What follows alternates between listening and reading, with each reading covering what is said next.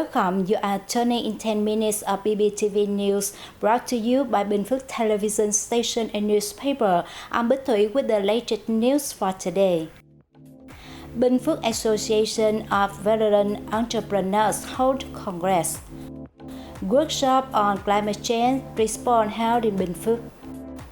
13th Party Central Committee concludes midterm meeting. Sci-tech innovation should be key driving force of growth, says Prime Minister. After 2 working days, the extraordinary Congress of Association of Veteran Entrepreneurs of Bình Phước Province wrapped up with Mr. Phạm Hương Sơn, chairman of the board of the Chương Group, being elected president of the association in the 2022 to 2027 term. The association currently had 175 members, most of whom are conducting business in the farming sector. It also has 48 small and medium-sized enterprises, or SME members, owned by veterans, and 13 cooperatives and 16 production cooperative groups established by veterans. These create jobs for 5,400 workers, including hundreds of veterans and their descendants. Over the years, the association has been a pioneer and active participant in social movements and activities. In the 2020-2022 period, it contributed 51.3 billion Vietnam dong and necessities to COVID-19 prevention and control efforts, and charity and humanitarian activities. Addressing the Congress, Vice Chairwoman of the Provincial People's Committee, Truyền praised the association's many contributions. She expressed a belief that it will continue to promote the tradition of solidarity, build a stronger organization, improve the quality of its members, and operate more effectively in the time to come. The People Committee of Bình Phước Province held a workshop on May 16, where participants discussed how to optimize the support the Asian Development Bank (ADB) provides for Bình Phước Action Plan to respond to climate change. Participants, including experts from the ADB, discussed and assessed Bình Phước Action Plan for the 2012-2020 period, and also made recommendations for the plan in the 2023-2030 period. One ADB expert remarked that Bình Phước, a province with very high annual rainfall, is at risk of flooding due to surface water and river water. On the basis of climate change forecasts for the 2045-2065 and 2080-2099 periods, the expert made a number of recommendations.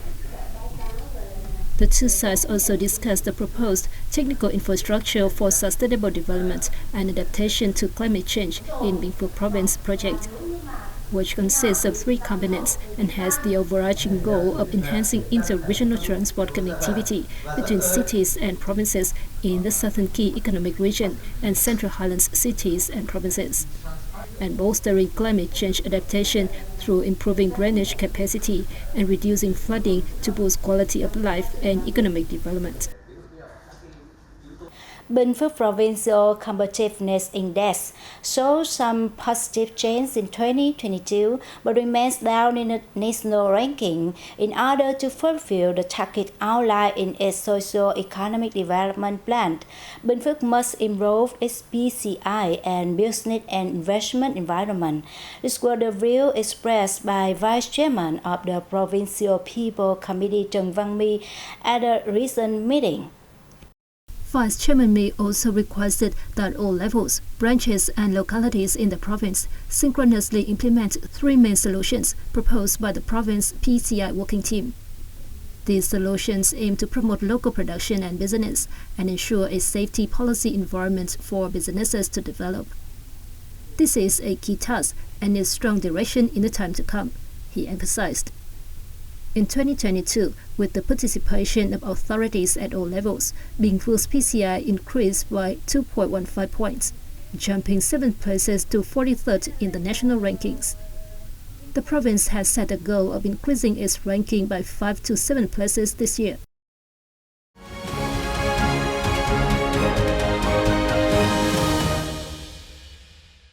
The midterm meeting of the 13th Party Central Committee wrapped up in the capital city Hanoi on May 17. On behalf of the Politburo, Party General Secretary Nguyễn Phú Trọng delivered a closing speech reviewing the first half of the 13th tenure. A significant thing of the tenure so far is the issuance and successful organization of national conferences disseminating the Politburo's resolutions on socio-economic development and defense security safeguarding in all the 6 socio-economic regions of Vietnam. The party leader highlighted remarkable achievements in terms of culture and society, defense, security, and diplomacy. The fight against corruption and negative phenomena has never been promoted in a strong, methodological, concerted, drastic, and clearly effective manner like in the recent past, he stated. He also noted improvements in the party and political system building and ratification. However, the General Secretary also pointed out certain shortcomings, problems, and lessons in the reform of leadership methodology and working style. He demanded a stepping up the building and ratification of the party and political system, the combat against corruption and negative phenomena, and the perfection of laws, mechanisms, and policies to prevent corruption.